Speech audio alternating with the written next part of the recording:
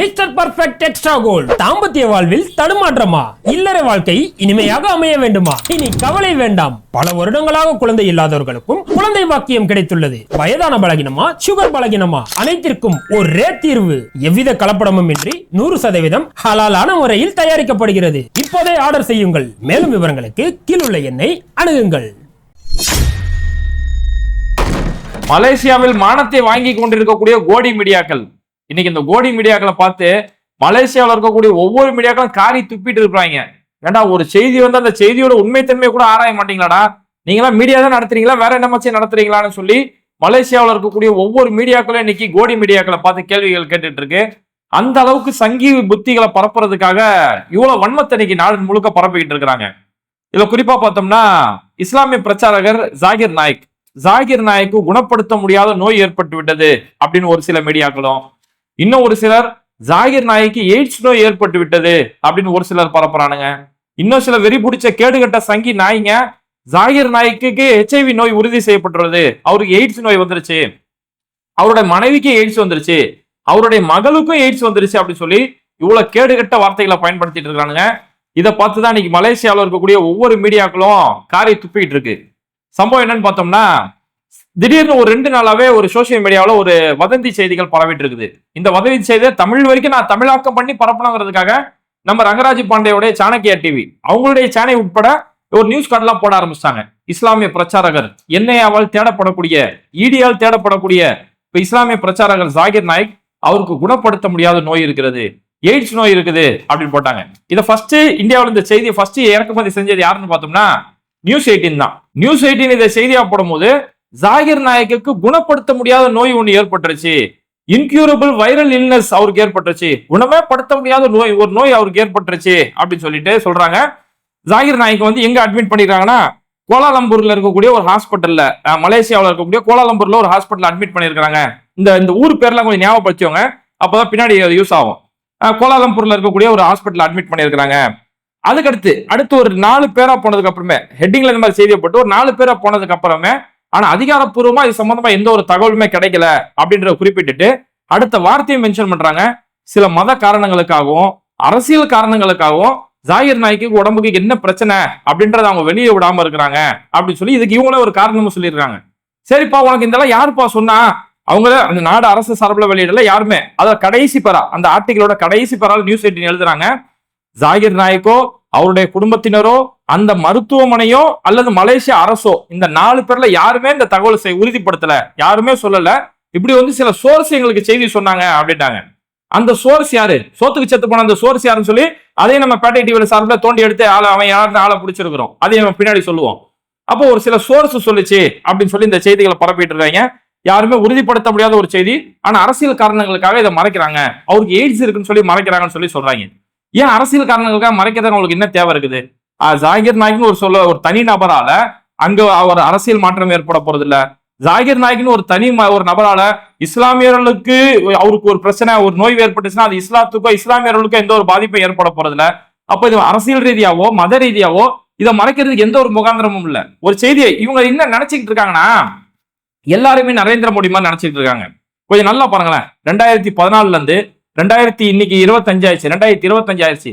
இந்த 11 வருஷத்துல எந்த ஒரு இடத்துலயுமே நரேந்திர மோடிக்கு உடல்நலன் சரியில்லை, மருத்துவமனையில் அனுமதிக்கப்பட்டார், அவருக்கு ஒரு காய்ச்சல் ஏற்பட்டது, இப்படி நம்ம ஒரு செய்தியை கூட கேட்டிருக்க மாட்டோம். ஏன்னா இந்த மோடியை வந்து அவங்க வந்து ஒரு பெரிய ஒரு லீடரா பாக்குறாங்க. அதுக்கடுத்து ஒரு கடத்துல அவர் விஸ்வகுருவா பார்த்தாங்க.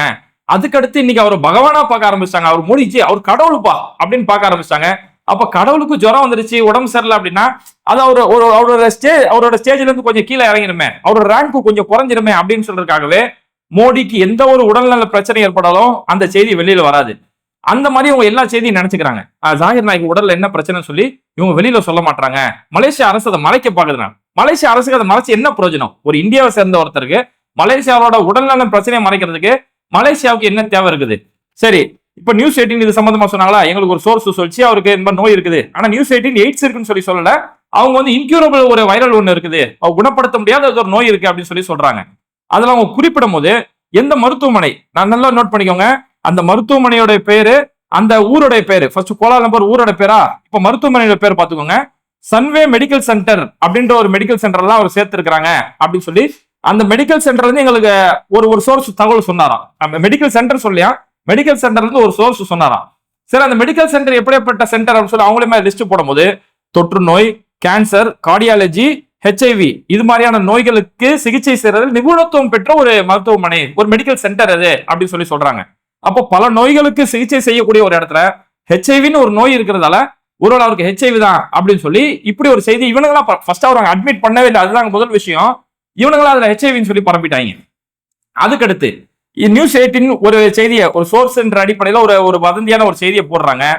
அந்த செய்தி ஒருத்தன் வாந்தியை நக்கிக்கிட்டு வந்து ஓப் இந்தியா, வட மாநிலங்களில் இருக்கக்கூடிய ஒரு பெரிய ஒரு ஊடகம், சங்கிகளுக்காக இயங்கக்கூடிய ஊடகம், அந்த ஓப் இந்தியாவோட லோகோவே பார்த்தோம்னா சங்கிகளோட இந்த ஆரஞ்சு கலர்ல இருக்கும். ஓப் இந்தியா அதுக்கு தலைப்பு செய்தி எழுதும் போது இஸ்லாமிய வெறுப்பு பேச்சாளர் ஜாகிர் நாயக்கை பத்தி குறிப்பிடும் போது இஸ்லாமிய வெறுப்பு பேச்சாளர் ஜாகிர் நாயக் மலேசியா மருத்துவமனையில் அனுமதிக்கப்பட்டதாக கூறப்படுகிறது, ஹெச்ஐவி உறுதி செய்யப்பட்டதாக தகவல் அப்படின்னு சொல்லி சொல்றாங்க. ஹெச்ஐவி உறுதி செய்யப்பட்ட தகவல் தான் எங்களுக்கு வந்திருக்கு, ஒரு சோர்ஸ் சொல்லி இருக்காரு அப்படின்னு சொல்லி சொல்றாங்க. அதுக்கப்புறம் ஒன் இந்தியா வந்து எல்லா மொழிகளிலுமே இருக்கக்கூடிய ஒரு ஊடகம், அதுல இங்கிலீஷ்ல இருக்கக்கூடிய ஒன் இந்தியா ஒரு செய்தி போடுறாங்க. டாக்டர் ஜாகிர் நாயக் அவருக்கு வந்து ஒரு இஸ்லாமிய பேச்சாளர், அவருக்கு வந்து எய்ட்ஸ் நோய் அப்படின்னு சொல்லி ஒரு செய்தி வருது சொல்லி ஒரு கேள்விக்குறி போடுறாங்க. ஜாகிர் நாயக் மட்டும் எய்ட்ஸ் கிடையாது, அவருடைய மகள், அவருடைய மனைவி இவங்களுக்குமே எய்ட்ஸ் நோய் வந்ததா ஒரு தகவல் சொல்லப்படுகிறது, மலேசியாவில் மருத்துவமனையில் அனுமதி, அவங்களுமே இப்படி சந்தேகத்துக்குரிய ஒரு செய்தி போடுறாங்க. எல்லாருமே சொல்றது என்னன்னா ஒரு சோர்ஸ் சொல்லிச்சு அப்படிங்கிறாங்க. சார், அந்த சோத்துக்கு செத்து போன அந்த சோர்ஸ் யாரு தான் அப்படின்னு சொல்லி நம்ம பேட்டை டிவி சார்பில் தேடி போய் பார்க்கும்போது பாபா பனாரஸ் அப்படின்னு சொல்லக்கூடிய ஒரு கஞ்சா குடிக்க நாய் ஒருத்தன், சோத்துக்கு செத்து போன சங்கி ஒருத்தன், அவன் தான் இந்த பொய் செய்திகள் எல்லாம் பரப்பி இருக்கிறான். அவனுடைய எக்ஸ்பேஜ், அவனுடைய பேஜ் முழுக்க நம்ம பார்த்தோம்னா 1 மணி நேரத்துக்கு 10 போஸ்ட் போடுறான். 10மே இஸ்லாமிய வெறுப்பு கொண்ட போஸ்ட். இஸ்லாமியர்களை தீவிரவாதிகளா சித்தரிக்கிறதுக்கு, இஸ்லாமியர்களை இந்துக்களுக்கு எதிரிகளா சித்தரிக்கக்கூடிய விதத்துல அப்படிக்கா இதுக்காகவே தனியா ஒரு போஸ்ட் ஒன்று வச்சுக்கிட்டு பாபா பனாரஸ் சொல்லக்கூடிய ஒரு பேஜ், அந்த பேஜ்ல தான் அவன் தொடர்ந்து ஜாகிர் நாய்க்கு எதிராவோ இஸ்லாமிய அறிஞர்கள் யாரெல்லாம் பிரபலமான நபர்களா இருக்காங்களோ அவங்களுக்கு எதிராக தொடர்ந்து வன்மத்தை எழுதிட்டு இருக்கிறான். அப்ப அந்த மூதேவி தான் என்ன பண்ணிருக்கான், ஜாகிர் நாயக்கு எய்ட்ஸ் நோய் வந்துருச்சு அப்படின்னு சொல்லி ஃபர்ஸ்ட் அவன் தான் இந்த செய்தியை கொண்டு வரான். செய்தியை கொண்டு வரும்போது இந்த செய்திக்கு நம்ம ஒரு ஆதாரம் கேட்பாங்களே அப்படின்னு சொல்லிட்டு அவனே ஒரு போஸ்டர் ஒன்று காட்டுறான், ஒரு ஹாஸ்பிட்டலோட பிரிஸ்கிரிப்ஷன் மாதிரி ஒரு போட்டோ ஒன்று காட்டுறான். அதுல பார்க்கும்போது பஞ்சாய் ஹாஸ்பிட்டல் அப்படின்னு சொல்லி காட்டுறான். ஃபர்ஸ்ட் இவங்க என்ன சொன்னாங்க, நியூஸ் 18 என்ன சொன்னாங்க, சன்வே அப்படின்னு சொல்லி சொன்னாங்க, சன்வே மெடிக்கல் சென்டர் சொன்னாங்க. ஆனா இவர் தான் சோர்ஸ் சொல்லக்கூடிய இடத்துல என்ன இருக்குது, பஞ்சாய் ஹாஸ்பிட்டல் அப்படின்னு சொல்லி இருக்குது. சரி, அவங்க நியூஸ் 18 சொல்லும் போது கோலாலம்பூர் சொன்னாங்க இல்லையா, இவன் சொல்லக்கூடிய செய்தியில இதுல பஞ்சாயில இருக்கக்கூடிய மலேசியாவில் பஞ்சாயத்து சொல்லக்கூடிய ஒரு நகரம் இருக்கு, பஞ்சாய் ஹாஸ்பிட்டல் அப்படின்னு சொல்லி சொல்றாங்க. அப்போ ஊரு பேரும் வேற வேறையா இருக்குது, ஹாஸ்பிட்டலோட பேரும் வேற வேறையா இருக்குது. எதுலுமே இவங்க பொய் செய்திகளை பரப்புறதுல கூட ஒரு ஒற்றுமையா பொய் செய்தியை பரப்பாம ஆளாளுக்கு பரப்பிட்டு இருக்கிறாங்க. அதுல கூடுதலான ஒரு விஷயம் என்னன்னா, அந்த பிரிஸ்கிரிப்ஷன்ல பேஷண்டோட நேம் டாக்டர் ஜாகிர் நாயக், அப்துல் கரீம் நாயக் அவருடைய பேரை போட்டுட்டு கீழே அவருடைய ஏஜ் எல்லாமே இவங்க கேடுகட்ட மூதவிங்க. ஏன்டா பொய் செய்தி பரப்புற, அதை கொஞ்சம் படிச்சு வந்தாச்சும் முதவி பரப்ப வேணா நீ. அதுல பேஷண்டோட நேம் பார்த்தோம்னா ஜாகிர் நாயக் போட்டுட்டு கீழே ஏஜ் 65 அப்படின்னு சொல்லி போடுறானுங்க. போய் விக்கிபீடியா போய் மூதவிங்களா விக்கிபீடியா போய் படிச்சாச்சே தெரியும். விக்கிபீடியாவில் போய் ஜாகிர் நாயக்குடைய ஏஜ் என்ன, அவர் எப்போ பிறந்தாருன்னு பார்த்தோம்னா ஜாகிர் நாயக் வயசு வேற 59 வயசு தான் ஆகுது. 1965 பிறந்திருக்கிறாரு, அவருக்கு 59 வயசு தான் ஆகுது. அவருக்கு 59 வயசு இருக்கிற நம்ம பொய் செய்தியை தானே பரப்போம், என்ன பார்த்தா போட்டு விடு 65 போட்டு விடுப்பா அப்படிங்கிற மாதிரி போட்டு விட்டுட்டு ஹாஸ்பிட்டல் பேரை ஆளாளுக்கு அடிச்சு விடுறாங்க. ஏஜ்ல ஒரு ஒற்றுமை இல்ல, இப்படி பொய் செய்திகளை ஒட்டு மொத்தமா பரப்பி இருக்கிறாங்க. அதோட டாக்டர் ஜாகிர் நாயக் அவங்களுடைய தரப்புல இருந்து இப்போ ஒரு கடுமையான எச்சரிக்கையுமே ஒன்று கொடுத்திருக்காங்க. ஜாகிர் நாயக்கோட அவங்களோட அபிஷியல் வழக்கறிஞராக இருக்கக்கூடிய மலேசியாவை சேர்ந்த அக்பர்தீன் அப்துல் காதிர் அப்படின்னு சொல்லக்கூடிய மலேசியாவில் இருக்கக்கூடிய ஒரு வழக்கறிஞர், அவர் இப்ப சொல்லி இருக்கிறாரு, இந்த கோடி மீடியாக்களுக்கு உங்களாம் கொஞ்சம் கூட அறிவு கிடையாதா, ஒரு செய்தியை பரப்போம்னா இவ்வளவு ஒரு கேடுகட்ட வேலையை தான் செய்வீங்களா அப்படின்னு சொல்லிட்டு அவர் அதுல சில வார்த்தையுமே பயன்படுத்துறாரு. இதெல்லாம் குப்பையான செய்திகள், போலி செய்திகள், ஃபேக் நியூஸ், குப்பையான செய்திகள் அப்படின்னு சொல்லி கோடி மீடியாக்களை இந்த அளவுக்கு கேவலப்படுத்தி இருக்கிறாரு. நான் இப்பவும் ஜாகிர் நாய்க்கும் அவங்களோட குடும்பத்தையும் போய் சந்திச்சுட்டு வந்தேன். எல்லாம் நல்ல உடல் ஆரோக்கியத்தோட இருக்கிறாங்க, அவங்க உடம்புக்கு எந்த ஒரு பிரச்சனையுமே கிடையாது. இந்த மாதிரி யாரெல்லாம் பொய் செய்தி பரப்புனாங்களோ அவங்க மேல சட்ட ரீதியான உடனடியாக அவங்க மேல சட்ட ரீதியான நடவடிக்கை எடுக்க போறோம். இந்த செய்தியை அபிஷியலா யார் ஆரம்பத்துல இருந்து பரப்புனதுல இருந்து எல்லாரும் பேர்லயும் நடவடிக்கை எடுக்க போறோம் சொல்லி அவங்களுடைய வழக்கறிஞர் சார்பில் இருந்து இந்த விஷயத்த சொல்லி இருக்கிறாங்க. இந்த கும்பலுக்கு பொதுவாகவே டாக்டர் ஜாகிர் நாயக் மேல அவ்வளவு பெரிய வெறுப்பு. காரணம் என்னன்னா, ஜாகிர் நாயக் எல்லா மத மக்களுமே ஒண்ணு திரட்டணும், நம்ம இன்னும் பல கடவுள்கள் நம்மளை படைக்கல, பல கடவுள்கள் எப்படி நமக்கு எல்லாம் வானம் பொதுவா இருக்கோ, பூமி பொதுவா இருக்கோ, காற்று பொதுவா இருக்கோ, அதே மாதிரி மனிதர்கள் எல்லாருக்குமே இறைவன் பொது தானே. எப்படி நமக்கு பல கடவுள் இருக்க முடியும், பல கடவுள் இருந்தா இந்த உலகம் எப்படி சரியா இயங்க முடியும். இப்போ உதாரணத்துக்கு ஒரு சூரியன் உதிக்குது அப்படின்னா இது ஒருத்தனுடைய கண்ட்ரோல்ல இருந்தா மட்டும்தான் அந்த சூரியன் சரியான நேரத்துக்கு உதிக்க முடியும், சரியான நேரத்துக்கு மறைய முடியும், மழை பெய்ய முடியும், ஒரு கடலடை இயங்குறதுன்னு சொல்லி எல்லாமே ஒருவனுடைய கண்ட்ரோல்ல இருந்தா தானே சரிப்பட்டு வரும்.